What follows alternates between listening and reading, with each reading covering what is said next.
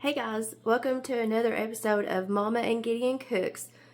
We have not cooked the last 4 or 5 days. We have been so sick, and this is literally the second time in 3 weeks I've had the flu, and this one kicked my butt and Gideon's too. So, sorry for the hiatus, but today we're going to make homemade soup beans and cornbread.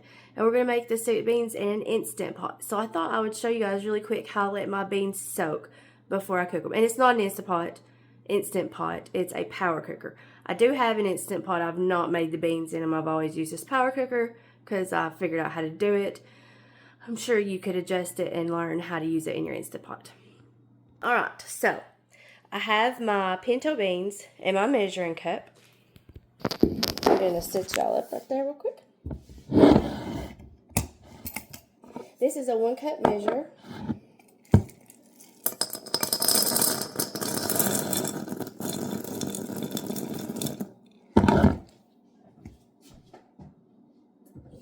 It takes a minute for my water to get hot, so I went ahead and threw it on. I'm going to pour it into my Instant Pot, into my power cooker.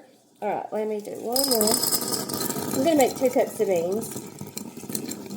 Because it's just me and Gideon and my husband. And my husband likes beans if he has like homemade pickled beets, or he likes sweet peppers, like canned sweet peppers. When my dad was alive, he made those. So we're just going to pour those in there. And now let me fill my water here. It's not hot yet. You really do want to use hot water. I'll be right back when the water's hot. Okay, so the water's hot.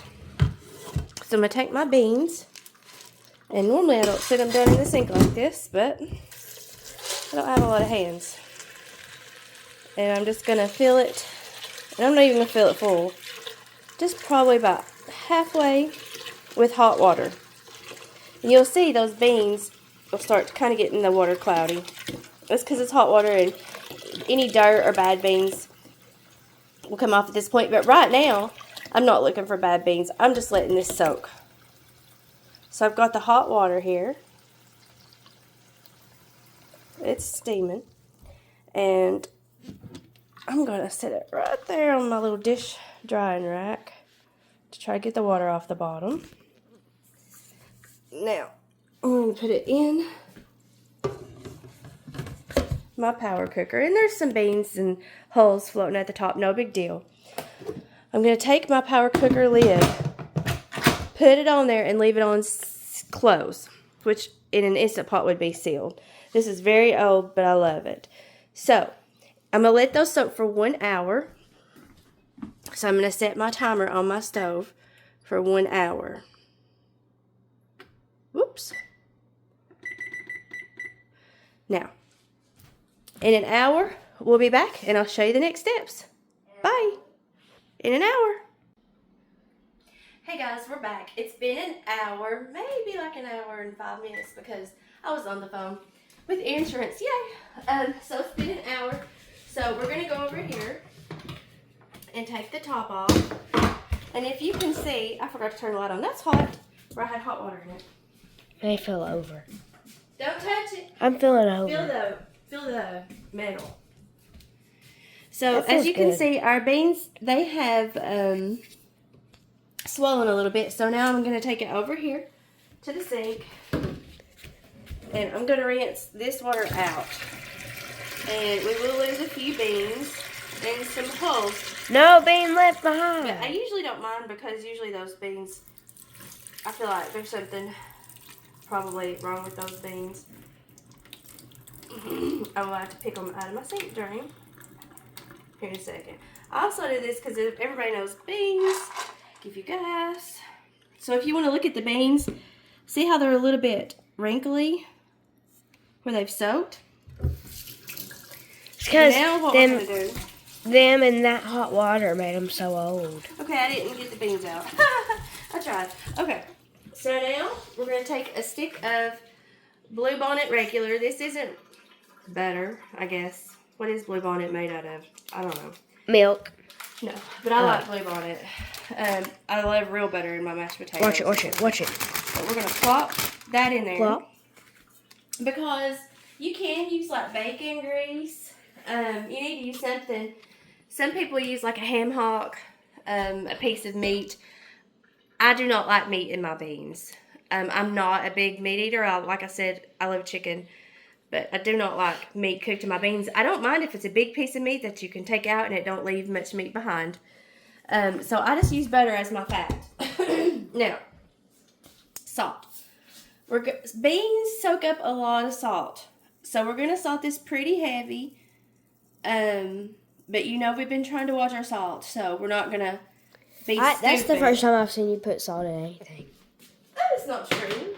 Well, since you've been doing this. I usually season everything I cook, but I'm trying to do better. Now, we're going to go back with the hot water. Can you see? And we're just going to get it to this line right here.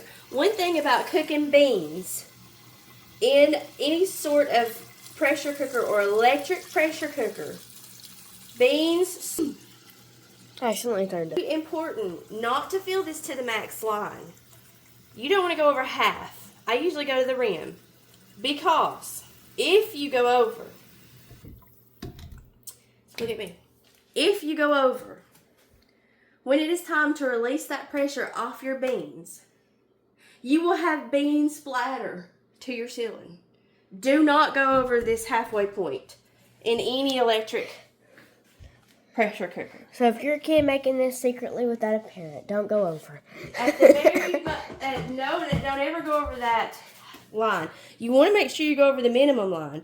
But like I said, beans swell. Do not go over. That's why it's in all capitals. You crazy. Put the lid on. Make sure that your pressure release is closed. Now, with this pressure cooker, I've had to learn that you hit cook time to 30. Because that's as far as it'll go. I'll show you. It won't go past 30. Now, if you're doing pressure adjust, and you do it like 70 pounds per pressure, 80 pounds per pressure will go up to an hour. Oh, I was talking and I did it again. Hi, Piggy. So we're going to go to 30 and stop. And if you watch our power cooker, it will start, see? So now it's coming to pressure. It takes, this is like I said, one of the OGs. It takes probably 10 or 15 minutes to come to pressure. So if you're trying to do this on a scheduled time, make sure that you allot for that. Plus your cook time. Also, with these beans in this pressure cooker, after they've soaked for an hour in hot water, after they have cooked for 30 minutes, they will not be done. You have to let them set under pressure once this beeper goes off an extra at least 30 minutes. Can you see my face? You're not even looking at the phone. Yeah. You're just like... Yeah, I can see your face. Can't you like bring it up here where they're not looking at all my chins? They're not. Mom, you ain't got chins. It needs to come, let it set after pressure at least 30 minutes. It can even be an hour. I have let them set.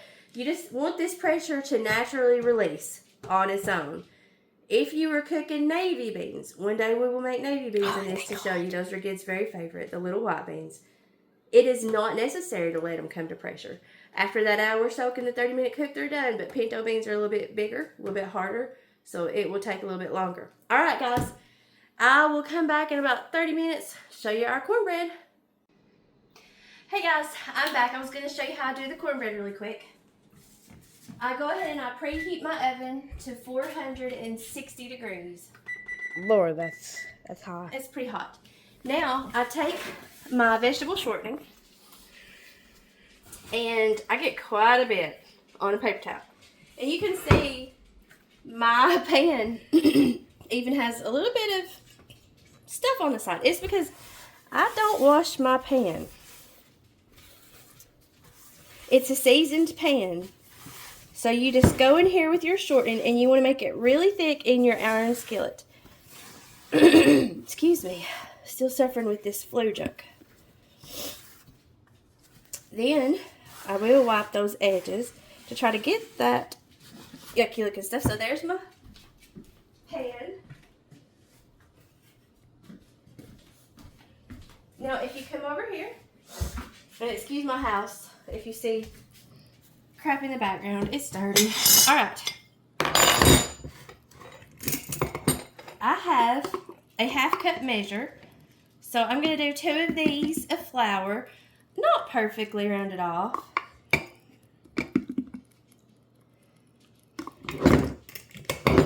And I also have another 1/2 cup measure, and I'm going to do 2 of these of cornmeal. Like I told you, I don't do perfect measurements around here. I usually will if it's like cakes or certain breads, but cornbread's really forgiving.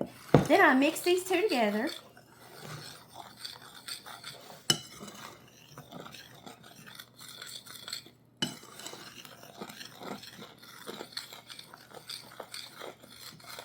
I remember when I was little, at my mama's house, she had a bowl, a big silver bowl of flour. And she would leave that in her cabinet, and she would do like this in that flour. I don't understand how she did it, but she would make a well in that flour like this, and she'd pour her milk in the middle and bring flour to the sides and make the amount of dough she wanted, and then dump it out and make biscuits and leave the rest of that flour in that bowl, which hadn't been touched by the milk. And that's how she made her biscuits, and she'd throw the bowl back in the cabinet. She was the best. All right. I'm going to take about a tablespoon of vinegar. You can use buttermilk. I was raised on vinegar in mine, and that's how I prefer it. But basically, if you take hot vinegar and you mix it in milk, you will get a sort of buttermilk if you let it sit. Going to take our milk here, pour it in that vinegar. You smell that vinegar too. And then I just start pulling it in.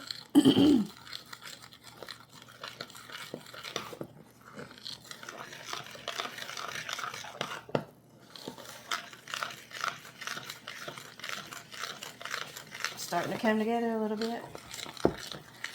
Gonna need more milk. I prefer more crumbly cornbread to more doughy cornbread. My parents preferred always to have a little more flour than cornmeal. I prefer a little more cornmeal. I like my beans. I don't like chewy cornbread. I like it a little more crumbly. It's just a preference. So you'll usually catch me doing a little more cornmeal, a little less flour, but I tried to kind of make it even for you all today. So you're just going to incorporate this. You're going to make sure you get it all stirred together. I have used this bowl right here since 2006. I got it at a consignment shop. Mom got it for me. So this bowl's I've used it for almost 20 years. So everything's good and stirred in here. So I want it. Yep, that looks good to me. Alright. So now we're going to go over to our skillet, or our cast iron pan. And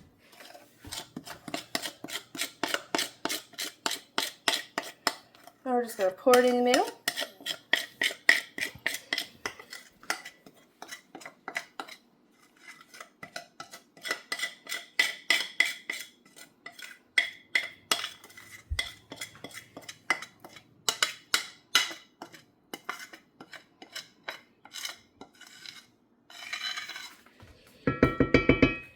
And I'll lick that bowl.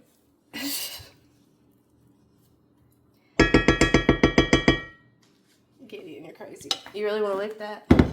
I would probably. It'd be a little sour on your tongue. Yeah. I've done it my whole life. When Mom and Dad make cornbread, I'd sneak and grab the spoon and lick it. And the vinegar, of course, would be right on that spoon. Alright, guys. So when our oven preheats, I'll pop this in for initially 20 minutes. And I'll let you know how it goes. Hey guys, so our timer just went off on our cornbread. So we're going to check it. And for me, it's done because I don't like it too dark. Do you, Gideon? No. No. Me and Gideon like our breads with just a very light brown tops. We don't like anything overcooked. Alright. So this is my little trick. I go ahead and open my oven door, which has got some crumbs and old pots and pans. All right.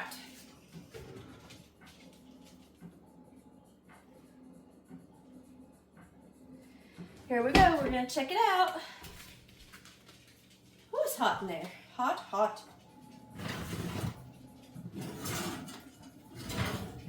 And all that Crisco we put in there should pop it right out.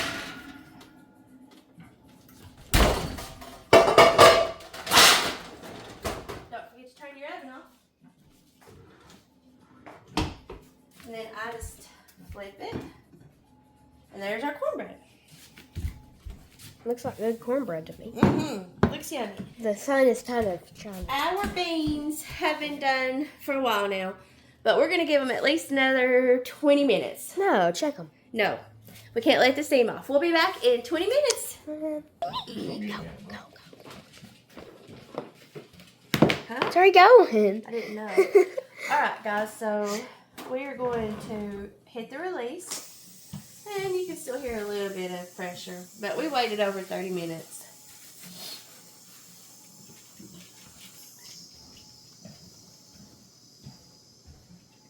All right. Sorry, I thought all the pressure would be gone. And as soon as it dropped, so now we can open it. You want to show the beans? They look good. And then we just stir them. You showing it or you showing yourself? So here they are. And they look done because see kind of how they're broken up just a little bit. We'll get one that's solid here. They look a little different than most time. I'll pick it up. It's hot. I wasn't talking to you, Johnny. Blow it. Hot. Oh, gosh. Hot? Is it soft? Very. So it's done. Good. So our beans are ready, so we'll make a plate and be right back. All right, Gideon's going to give them a try. This is what we do. We stir our cornbread into our beans. He's going to give them a try. How are they, Gid? Are they hot? Oh, he's doing the dance. Yep, they're good. If Gideon dances, they're good. Hallelujah. And y'all can see on the top here, there's a layer, I don't know if you see that, of like the yellow, the gold, that's our butter. So if you don't eat all your beans and you decide to put them up, that will actually harden back to almost a butter consistency. But as soon as you pop it in the microwave and melt it, it will go back to butter. Also, if you don't eat all your beans, you can drain your juice and make them in chili, which is what I usually do. My plate is huge, and it needs a little more juice. Yeah, I would actually, these are really, really good. So, honestly, I would eat them.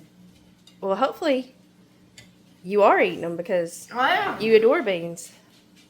I meant I'd eat them, again. Oh, yeah. That's what I meant. You do. You eat these a lot. We have soup beans a lot. It's a good, cheap, meatless meal. How much it cost you in total? No idea. A bag of beans ain't much. I buy them in bulk at Sam's Club. I had to add salt, y'all. So we needed more salt, definitely. I didn't want to overdo it with the salt. But if you're on a budget, soup beans and cornbread is very budget friendly. I usually make kraut and weenies with this. You can buy silver floss kraut either in your refrigerator section or your can section at your store. And get your favorite hot dog and cut up your hot dog, throw it in a skillet, brown it a little bit. And when your hot dogs are a little brown, throw your kraut in there and you have kraut and weenies as a side. All right, Gid. Sign us out. Alright, thank you guys so much for watching this video. Remember, Jesus loves you. And subscribe, and Mama and Gideon are out. Peace out, guys.